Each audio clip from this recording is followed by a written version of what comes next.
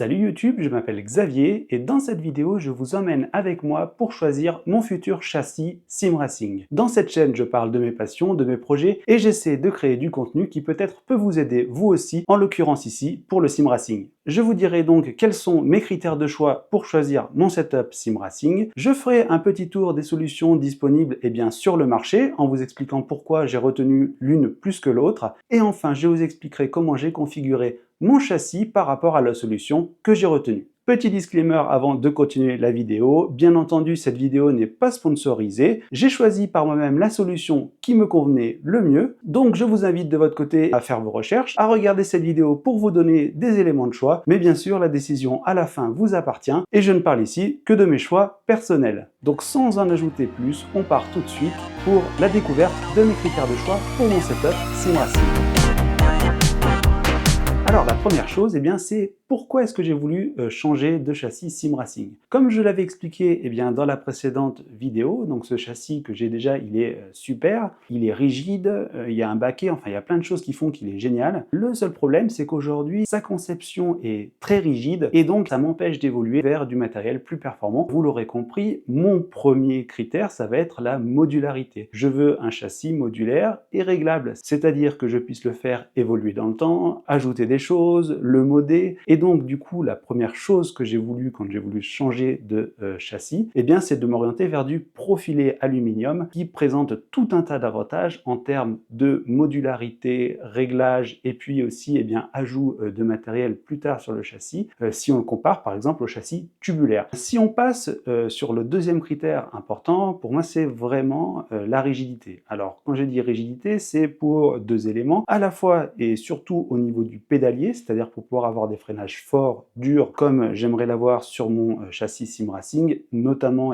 pour monter mon pédalier ACTEC Forte. Ça c'est déjà le premier critère au niveau de la rigidité sur la partie pédalier et bien sûr aussi l'ensemble de la structure et au niveau potentiellement de l'endroit où je mettrai la base que j'ai maintenant, c'est la base Logitech que je vous ai présentée la semaine dernière, donc là il n'y a pas forcément besoin de beaucoup de rigidité, mais si je souhaite passer sur des bases beaucoup plus puissantes, je vais avoir de la rigidité. Donc là au niveau de la structure du châssis et des profilés aluminium que je vais vouloir, donc j'ai regardé un petit peu sur internet, j'ai regardé quelques vidéos, je me suis renseigné pour voir quel était le bon niveau de rigidité pour aller sur du matériel avec des bases et des pédaliers de ce type-là. J'ai pas fait de calcul de structure, etc. pour savoir exactement ce que je voulais. J'ai essayé de faire un petit peu de manière empirique. Ce que j'ai décidé, c'est de prendre des profilés alu de 120. Sur la base et la structure du châssis, ce que je souhaite avoir, c'est à minima des profilés 220 et sur certaines parties je peux m'autoriser du 80 mais finalement pas en dessous. Alors peut-être que sur une structure 80 par rapport à ce que je fais et ce que je ferais, ça suffirait largement, ça je sais pas. Moi pour la sécurité entre guillemets et pour ne pas avoir à le changer rapidement,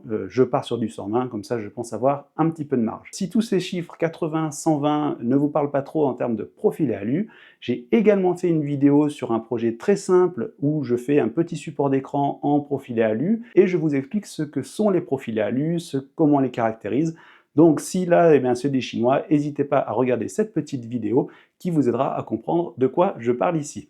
Alors ce qui était aussi important pour moi, c'est de faire avec l'espace que j'ai de disponible. Comme vous voyez ici, j'ai un espace qui est plutôt pas mal, hein. Il y a un peu d'espace pour gérer un châssis SimRacing, mais voilà, il reste quand même assez étroit, notamment en longueur. Voilà, il faut que je fasse attention à ce que je fais et rester dans cet espace contraint, donc avoir soit de l'information, suffisamment d'informations pour être capable de voir si le châssis rentre là où je veux le mettre, ou bien avoir des possibilités de paramétrage sur l'empattement et la place que prend le châssis.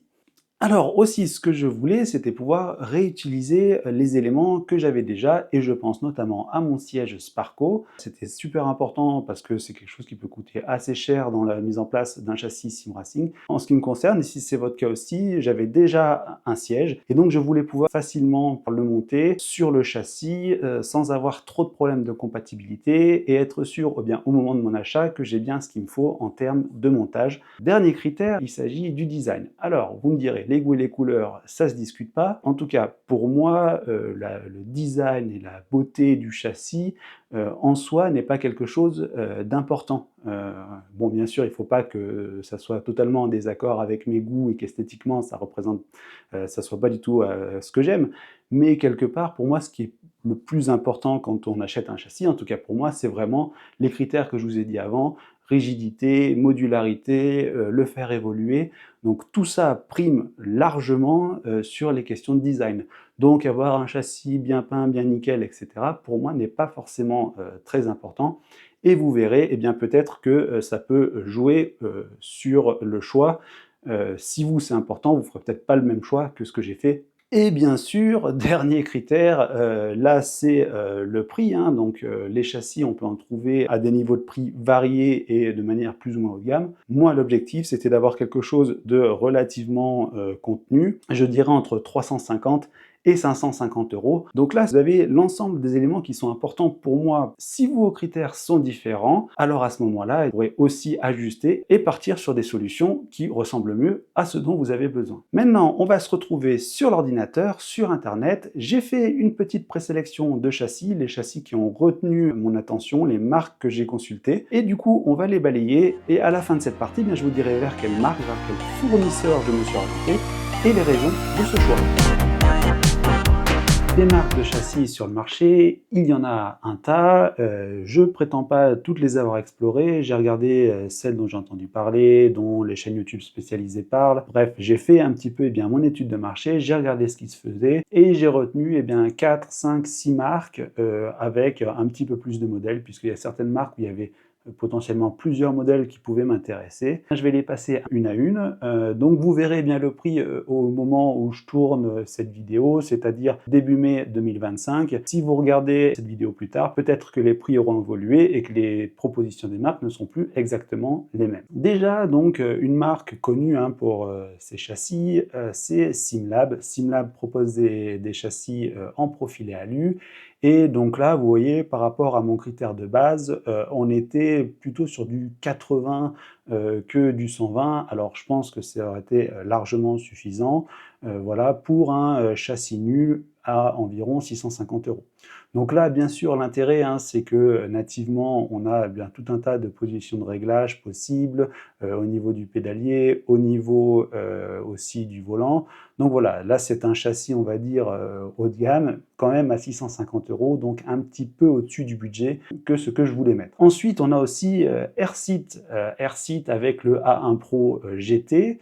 Donc il y a aussi le A1 Pro Formula, là qui est encore plus cher, donc finalement moi j'ai regardé que celui-ci.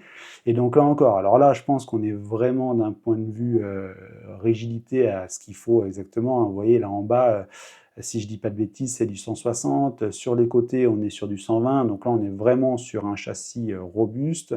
Alors là, il faut détrompez-vous, hein. Sur la photo ici, on voit le siège. Le siège n'est pas compris dans les 760 €. Si vous ajoutez les sièges, vous voyez, vous rajoutez à minima 200 €. Donc on passe à 900 €. Voilà, donc ça, c'est le châssis nu, sans siège, qui est à ce prix-là. Forcément, ça aurait été un super châssis. En plus, il est beau, bien peint. Comme je vous ai dit, l'esthétique, c'est pas forcément super important pour moi, mais voilà, encore une fois, 770 €, un petit peu élevé par rapport à ce que je voulais mettre tout de suite. Alors, je suis aussi allé faire un petit tour du côté de chez Hoplite. Alors, Hoplite, je pense qu'ils ont de très bons produits. Par rapport à mes critères, cependant, là, il y avait a priori que du tubulaire. Donc, au niveau de la modularité et de ce que je recherchais, eh bien, j'ai pas forcément trouvé tout ce que je voulais. C'est pour ça que j'ai pas non plus retenu Hoplite. Si on va maintenant chez Next Level Racing, donc là aussi, encore une fois, on est bien sur du profilé. On est par contre, vous voyez, sur du profilé de 80, quel que soit le modèle de GT Elite. Par rapport aux autres, déjà sur du 80, eh bien, on est plus cher que les autres 80, voire même plus cher que Airseat avec son profilé en 160-120 natif. Voilà, donc là, je pense également que c'est des bons châssis. Il y a plein de chaînes YouTube qui ont fait de très bons tests sur ce cockpit. Mais là, pareil, un peu cher par rapport à ce que je voulais mettre. Et donc, c'est pour ça que je n'ai pas forcément retenu. Chez GT Omega, alors là aussi, on avait un bon concurrent hein, avec le Prime Cockpit, puisque là, vous voyez, vous avez du 120 au niveau du sol, vous avez aussi du 120 ici sur les côtés.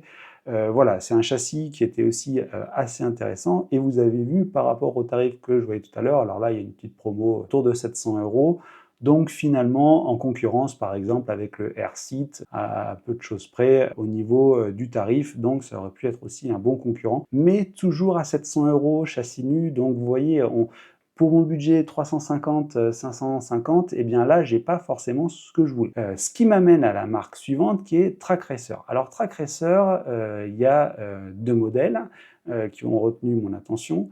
Donc il y a d'abord eh bien le moins cher qui est donc là en 80. Donc c'est-à-dire qu'on a du profil ALU 80 ici au niveau du sol et du profil ALU 80 ici au niveau de la partie qui remonte. Est-ce que ce châssis serait suffisamment robuste pour monter des bases 18, 23 Nm? Est-ce qu'ici au niveau du pédalier on aurait suffisamment de rigidité au moment des appuis forts? J'en sais rien. Peut-être, peut-être pas, j'ai pas pu tester ce châssis. Et c'est un peu ce que je vous disais tout à l'heure, le 80, comme je l'ai dit, moi pour être sûr, je voulais du 120. Vous voyez, le TR80S, là on est à 400 €, donc là on est bien dans le budget et eh bien c'est jusqu'à présent le châssis le plus compétitif en termes de prix qu'on ait vu. Et si je voulais passer sur du 120, là je passais à 600 € donc chez Track Racer. Encore une fois, avec donc juste le châssis, hein, bien sûr, là c'est uniquement ça que vous avez. Voilà, qui là je pense aurait eu un bon niveau de rigidité à 600 €, donc légèrement au-dessus du budget que j'avais envie de mettre. Ce qui m'emmène à la dernière solution et celle que j'ai retenue, qui est du châssis DIY. Alors vous allez voir, c'est DIY, en fait c'est semi-DIY parce que je trouve qu'on est bien accompagné. C'est les kits de Motedis, où là vous allez voir ce qu'on peut faire est assez intéressant. Donc je me retrouve sur le site de Motedis et vous avez ce qu'ils appellent les configurateurs SimRacing. Qu'est-ce que c'est ces configurateurs SimRacing? Ce sont des simracers qui ont quelque part eh bien, créé eux-mêmes un châssis et leur montage étant suffisamment robuste, ils l'ont partagé sur Motedis et Motedis en fait va identifier toutes les pièces nécessaires pour faire ce châssis et vont vous les envoyer. La chose qu'il faut faire attention ici, c'est que bien sûr là, on ne sera pas sur quelque chose clé en main comme toutes les autres marques peuvent vous le proposer. Là, vous n'allez pas forcément avoir de notice, vous n'allez pas forcément avoir de tuto d'accompagnement. Si vous allez vers Motedis, c'est à mon sens, c'est pas du complet DIY, mais c'est du semi-DIY, c'est-à-dire qu'on vous aide, mais vous avez quand même des choses à faire par vous-même. Autre élément à prendre en compte, je vais vous mettre quelques petites captures d'écran. Là, d'un point de vue design, qu'est-ce qu'on va avoir? On va avoir un châssis en alu brut, c'est-à-dire que, eh bien, il n'y aura pas de peinture, il n'y aura rien. Votre châssis, entre guillemets, si vous voulez qu'il soit peint, ben là, il ne le sera pas. De plus, je vais vous mettre aussi quelques captures à cet endroit-là. Ce type de profilé, quand on les monte, etc., très rapidement, on commence à les rayer, et donc il y a des rayures qui apparaissent. Là, encore une fois, c'est les goûts et les couleurs, ça se discute pas. Moi, par exemple, ce type de rayures sur mes châssis, mais ça me dérange pas du tout. Moi, ce que je veux, c'est quelque chose de rigide pour faire la course, j'ai pas besoin que ce soit nickel chrome, etc. Voire même, je vais vous dire, ce type de châssis avec des rayures un petit peu partout, qui est un peu vécu, etc., je trouve ça presque même plus beau que quand c'est neuf. Mais là, ça n'engage que moi. Et donc maintenant, je vous montre tout de suite ce que propose Motedis. Motedis, quand vous êtes sur leur site, vous allez tomber donc dans la partie ici tout en bas, DIY Kit SimRacing, voilà, et vous avez configurateur SimRacing.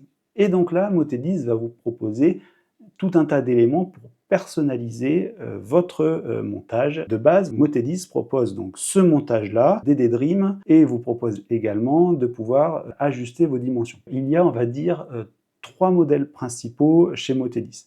Donc le DD Dream, vous voyez si je touche rien, il est à 398. Vous avez l'US Dream, alors là, il faut juste que ça se mette à jour, qui est à 361 €. Et vous avez un dernier modèle qui est le S Dream, qui lui est à 375. Déjà, d'un point de vue prix, vous voyez par rapport à tout ce qu'on a vu jusqu'à présent, donc là, tout ce que je vous ai montré jusqu'à présent en termes de prix, on est sur des bases 80 mm, quoique pas partout, puisque vous voyez que là, sur les montants, vous avez du 120. Par rapport au châssis qu'on a vu tout à l'heure, c'est le moins cher, c'est même moins cher que les châssis à 400 € de Trek Racer. Quels sont un petit peu les sacrifices qu'on va faire? Alors, je vous ai déjà dit toute la partie DIY, etc. Moi, ce que je vois principalement, c'est ici, vous n'avez pas de plaque de pédalier, vous n'avez pas des facilités de réglage vraiment faciles à mettre en œuvre, mais vous pouvez quand même le régler, parce qu'ici, vous voyez, vous avez des vis, vous avez des montants qui vous permettent bien de régler votre châssis SimRacing. On va dire, c'est beaucoup plus nu, il y a beaucoup moins de choses. Là, vous allez monter directement vos pédaliers et bien sûr les profils alu qui sont ici, que vous pourrez régler bien sûr, mais c'est moins esthétique, c'est moins simple, c'est moins accompagné que ce qu'on peut avoir chez les autres marques. Alors, ça, c'est la base. Avant de passer à la configuration et d'aller encore un petit peu plus loin dans le choix de ce châssis, je vais juste vous expliquer quelles sont, selon moi, les différences principales entre tous les modèles. Donc, vous avez le S-Dream qui est ici, et vous avez l'US Dream qui est ici. Donc, ces deux châssis sont quasiment identiques, si ce n'est identiques. La seule différence entre le US Dream et le S-Dream, c'est la plaque de montage ici pour votre base volant. Donc l'US Dream vient avec une plaque ici. Alors je ne sais pas exactement quelle matière est faite cette plaque, je vous le dirai quand je la recevrai. Et vous avez ici la version S-Dream où là c'est un profilé alu qui a priori est percé également, sur lequel vous allez pouvoir venir monter votre base. Pour ma part, alors j'ai fait le choix de l'US Dream. Pourquoi? Peut-être que c'est un peu moins rigide que la S-Dream, mais pour l'instant, je vais monter mon Logitech G920 dessus. Donc la plaque, même si elle est moins rigide, sera largement suffisante pour mon Logitech G920. Et si j'upgrade vers une autre base, je pense que je changerai toute la partie ici centrale. Donc voilà pourquoi j'ai pas fait le choix de partir sur le S-Dream plutôt que l'US Dream pour la rigidité. Dernier modèle, donc le DD Dream. Pareil, au niveau de la base, des montants, etc., c'est la même chose. Et là, ce châssis vous propose une manière de faire du front mount avec plusieurs profilés alu et ici un adaptateur pour le front mount. Voilà, donc vous l'avez vu, on a trois modèles, tous à moins de 400 € qui proposent d'autres avantages et ça, on y vient tout de suite. Ce que j'aime bien avec Motedis, c'est que vous allez pouvoir aussi venir ajuster la rigidité de votre châssis. Donc là, vous voyez, je suis sur la partie originale. Pour l'instant, je suis à 360 €. Et ce que je vous avais dit, c'est que je vais du 120. Donc, je suis monté en médium. Voilà. Et donc là, vous allez voir, voilà. En médium, il vient vous changer une bonne partie de votre setup en mettant des profilés de 120. Vous venez rigidifier la base et du coup, ça c'est un choix que j'ai fait. Et vous voyez là, en laissant les choses telles quelles, je suis passé à 420 €. C'est sûr qu'il ne faut pas comparer les salades et les patates. Il n'y a rien à voir avec un châssis Airseat, beaucoup plus clean, etc., etc. Je ne compare pas, mais je dis juste que par rapport aux autres solutions en 120, je suis quasiment à minima 200 € moins cher. Voilà, 200 voire 300 € moins cher. Donc, je trouve, surtout quand on commence, que ce n'est pas négligeable. Autre élément très intéressant avec Motedis. Motedis vous permet de choisir les dimensions de votre châssis, c'est-à-dire que vous allez avoir des paramètres de longueur et vous allez pouvoir ajuster au millimètre près la longueur et du coup l'empattement de votre châssis. Ce qui, dans mon cas, était très important. Vous avez ici la possibilité de régler donc la longueur, ici, la largeur, ici, et la hauteur du châssis, et je vous expliquerai dans le détail juste après ce que c'est. Enfin, ce que vous pouvez venir ajouter aussi avec Motedis, comme pour d'autres marques, vous allez pouvoir venir ajouter des profilés alu ou des éléments particuliers. Par exemple, moi, ce que j'ai fait, c'est que j'ai rajouté des pieds pivotants à mon châssis. Donc voilà, il vient rajouter ici en bas des petits pieds pour éviter que le tout soit posé à même le sol. C'est des choses que j'ai rajoutées. 460 €, on fait augmenter un petit peu le prix. Support d'écran, j'ai fait quelques petits ajustements. Mais du coup, je vais intégrer mon support d'écran que j'avais commencé à fabriquer dans mon châssis Motedis. Donc ici, si vous n'avez rien, vous partez de là, mais vous pouvez aussi intégrer directement soit un support d'écran un seul écran qui est monté directement sur votre châssis, soit un support 3 écrans directement monté sur votre châssis, et vous pouvez aussi avoir un support d'écran séparé. Pour info, moi j'ai pris un seul écran, mais ça, attention, parce que l'écran, ça peut être à la fois pratique eh bien, de l'avoir à côté. Donc, vous avez cette possibilité, en tout cas, si vous le souhaitez.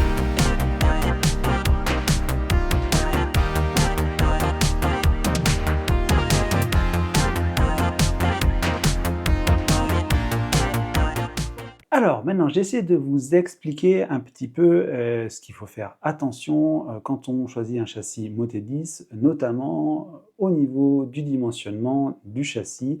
Donc, vous voyez, il y a toute cette partie longueur, largeur, hauteur. La première chose, c'est la longueur. Alors, qu'est-ce que la longueur du châssis? Et c'est là où potentiellement, eh bien, il y a des petites choses sur lesquelles il faut être vigilant. C'est la longueur ici de la barre de base principale. Donc, c'est ce qu'on pourrait voir ici, donc entre la partie noire qui se situe ici et le bout ici de la base, donc c'est là que vous avez 1000 mm, donc 1 mètre. Ce que ça veut dire, c'est que la partie ici, vous voyez, de déport pour le support de pédalier, elle n'est pas incluse dans ce 1 mètre. Voilà. Au niveau de la largeur, alors la largeur, là, eh bien, c'est assez simple, hein, c'est de l'extrémité ici de la base à l'autre extrémité, de l'autre côté de la base. Donc c'est finalement la longueur du profilet alu central, plus eh bien, l'épaisseur des deux profilets alu qui sont sur les côtés. Donc c'est là que vous avez votre 580. Et enfin la hauteur, donc là vous avez 670 mm, hein, donc 67 cm. Là ils vous mettent un petit point d'interrogation et ils vous expliquent que les pieds et roues ne sont pas inclus.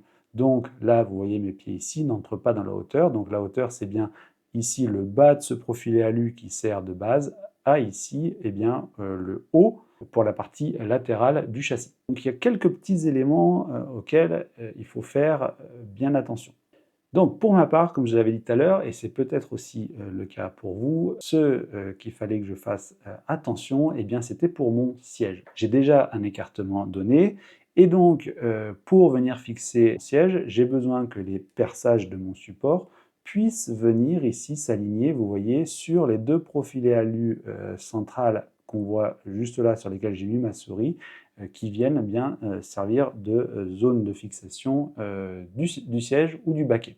Donc, par rapport à ça, ça veut dire qu'il faut que vous dimensionniez la largeur globale de votre châssis, les 580 ici, alors qui est une dimension assez standard. Hein. Si vous n'avez pas forcément de siège, on tombe souvent là-dessus. Mais pour ma part, il a fallu que je fasse attention à ces éléments-là. Donc, il va falloir que vous preniez en compte dans la largeur quel est l'écartement dont vous avez besoin. Et pour ça, vous allez aussi avoir besoin de prendre en compte l'épaisseur des profils alu pour bien comprendre ce que vous faites. Et pour moi, c'est un petit peu là le point d'attention avant que je vous explique. Vous allez devoir tout faire par vous-même, donc il y a des risques d'erreur. Donc si vous ne vous sentez pas à l'aise avec les calculs, avec ce type d'éléments, si vous n'avez pas envie de faire des erreurs, quelque part, je vous déconseille de partir sur un châssis Moté10.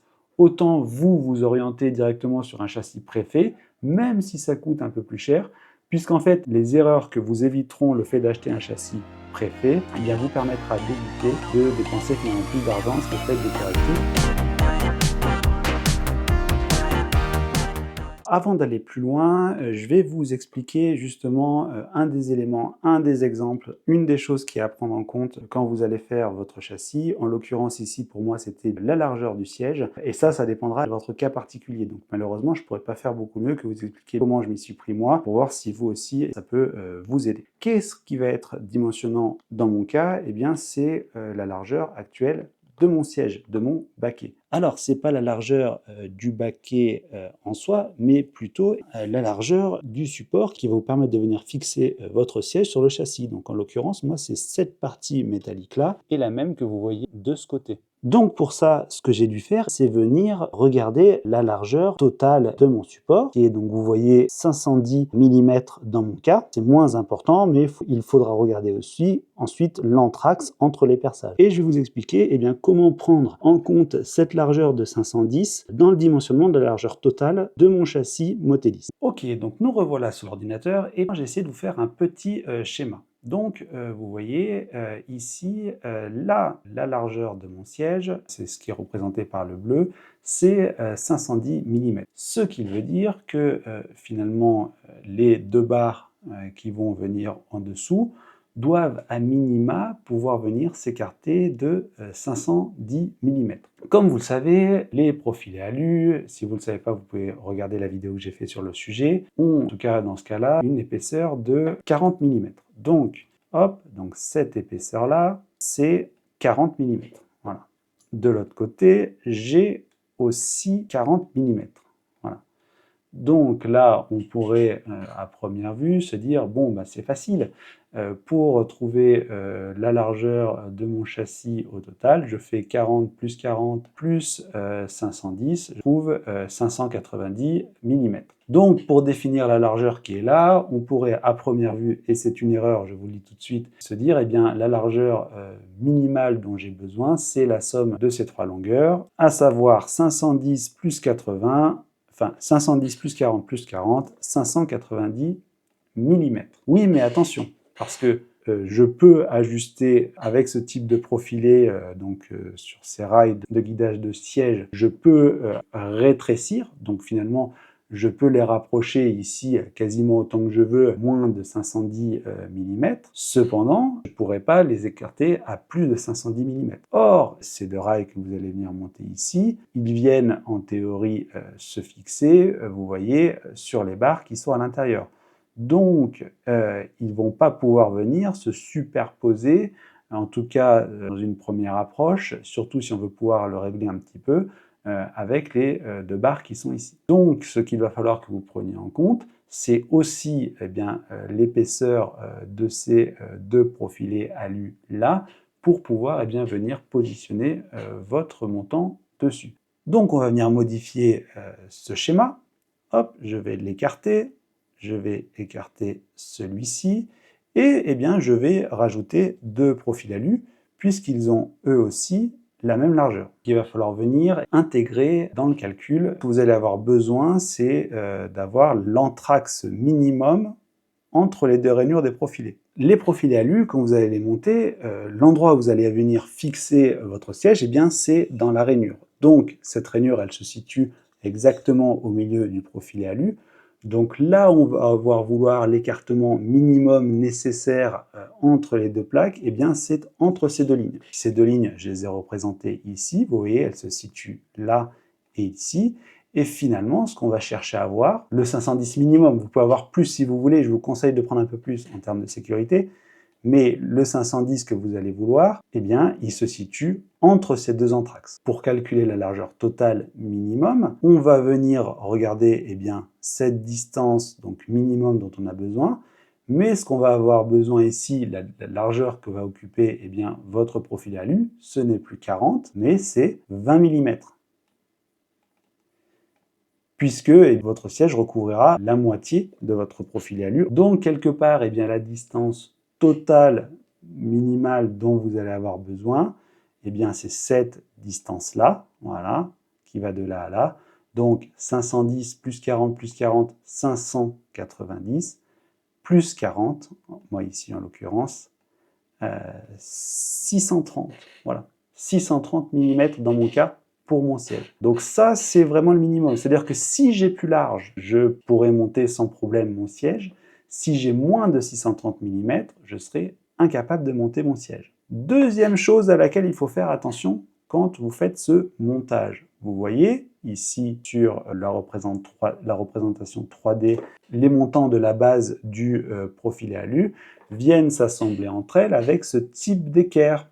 Or, ces équerres-là, elles ont aussi une largeur. Et alors, c'est là où c'est relativement bien foutu, vous voyez, c'est que ces équerres, elles ont quelque part la même largeur qu'un profil alu, 40. Donc, En plus, si je veux pouvoir le monter exactement tel que c'est fait sur le dessin, il va falloir que je rajoute 40 mm de plus de chaque côté pour être sûr que mon siège passe bien. Donc là, ça ne serait plus 630, mais 630 plus 80, 710 mm. Toutefois, là, ce que je vais pouvoir faire, vous voyez, vu que j'ai du 120, je vais pouvoir monter les équerres un étage en dessous et donc ne pas aller plus large que 630. J'espère que cette explication aura été relativement claire. Il peut y avoir un peu de confusion entre les schémas, etc. Tout ça pour vous dire que, vous voyez, si par exemple, moi j'avais pris ici eh bien, comme largeur 580 au moment de ma commande, eh bien, je n'aurais pas pu monter mon siège. Donc ici, il a fallu que je modifie et que je vienne mettre 630. Tout ça pour vous dire, encore une fois, je le répète, si ce genre de calcul, ce genre de réflexion autour de votre setup vous fait peur, vous n'avez pas envie de faire ça, vous n'avez pas envie de vous prendre la tête, c'est sûr que si vous allez eh bien, chez un des fabricants qu'on a vu juste avant, vous n'aurez pas toutes ces questions à vous poser, vous aurez quelque chose de clé en main. Si vous achetez en plus le siège, par exemple, chez eux, eh bien, vous n'aurez pas ce type de questions à vous poser. Et donc, ça fait partie des choses qu'il faut regarder. Bien sûr, il faut aussi regarder eh bien, si la largeur est suffisante par rapport à votre pédalier. Hein. Ça, on n'en a pas parlé. Moi, j'ai un pédalier qui est très fin, donc il passe ça largement. Mais pour X ou Y raison, si aujourd'hui vous avez des plaques de pédalier très très larges, eh bien là encore, il va falloir que vous veniez faire un calcul. Vous voyez, avec ici, eh bien, j'ai 40 mm d'épaisseur sur la première plaque. J'ai ensuite ici la plaque de maintien qui en fait 40 de ce côté-là, donc ça me fait 80 plus 80 de chaque côté. Et donc il faudra vérifier que j'ai bien suffisamment de largeur ici pour venir monter mon pédalier sur le support de pédalier. Voilà un petit peu pourquoi je vous dis que c'est du semi-DIY, parce que bien, on vous dit les pièces qu'il faut prendre, mais par contre, eh bien, vous devez vérifier que ça correspond bien à votre montage et à votre matériel. Pour finir sur cette partie montage, une fois que vous avez fait ça, eh bien vous pouvez ajouter votre montage à la carte, vous voyez, avec les largeurs. Donc lui, il va faire automatiquement là tous les calculs, c'est-à-dire qu'il va calculer la largeur des barres centrales, pour obtenir eh bien, ce que vous souhaitez. Et finalement, eh bien, vous n'aurez qu'à commander l'ensemble de ces barres, l'ensemble de la visserie, et vous aurez tout ce qu'il vous faut pour réaliser le montage. Donc là, vous voyez, eh bien, sur mon montage US Dream Medium, voilà, eh bien, je suis à un montage à peu près à 450 €. TTC, c'est toujours 150, 200 € moins cher que pour un châssis 120 dans une autre marque. L'idée, c'est pas non plus de faire une vidéo très très longue. Je vais faire une vidéo du montage de mon châssis quand je le recevrai. Vous verrez peut-être effectivement eh bien, certaines des erreurs que j'ai faites. Peut-être que vous voyez dans ma commande, il y a des choses où je me suis planté. Et donc, je l'expérimenterai et je vous ferai la vidéo pour que vous puissiez le voir. Voilà ce que je voulais dire. En tout cas, cette vidéo, c'est bien sûr pas du tout un guide complet d'achat, etc. C'est vous qui êtes responsable de l'achat que vous allez faire et du dimensionnement que vous allez choisir. Mais c'est surtout l'idée de vous expliquer tout ça, c'est de vous expliquer aussi bien que quand on se lance sur un montage Moté 10, surtout si on a déjà du matériel à la maison, eh bien il y a plein de choses à prendre en compte avant de pouvoir, enfin voilà, c'est pas je clique, je commande et c'est parti. Il faut un peu faire attention à ce qu'on fait et avoir un peu envie de bricoler éventuellement pour adapter les erreurs potentielles qu'on peut faire par la suite lorsqu'on se lance sur ce type de montage. Voilà ce que je pouvais vous dire bien, sur la sélection de mon châssis. Donc comme vous l'avez compris, eh bien, j'ai commandé un châssis Moté 10 DIY sur lequel j'ai fait des ajustements. Je vous le répète encore une fois, vraiment cette vidéo c'est pour vous aider dans votre réflexion, mais c'est absolument pas un guide d'achat complet de l'ensemble des éléments à prendre avant d'acheter un châssis Moté 10. Quand on achète un châssis Moté 10, eh bien, il faut être capable de faire ces vérifications au global par soi-même. Et il n'y a pas que le siège à prendre en compte, il y a le pédalier, le siège, le volant, les écrans, voilà. Tout est à prendre en compte par vos soins et quelque part, eh bien, vous n'avez personne en face qui eh bien, vous reprendra votre châssis ou les éléments que vous avez commandés si vous vous êtes trompé. Donc, je le répète encore une fois, un châssis Moté 10, c'est si vous vous vous sentez responsable et capable de faire ce type de choix par vous-même. Si vous ne vous en sentez pas capable, eh bien, vous avez tout intérêt à prendre des solutions préfaites et des packs complets avec châssis, siège, rail de siège, où là, eh bien, les marques qui ont travaillé et fait ces montages ont tout pensé pour vous et pourront aussi vous aider dans le montage, dans le choix. Enfin là, vous n'avez pas de questions à vous poser.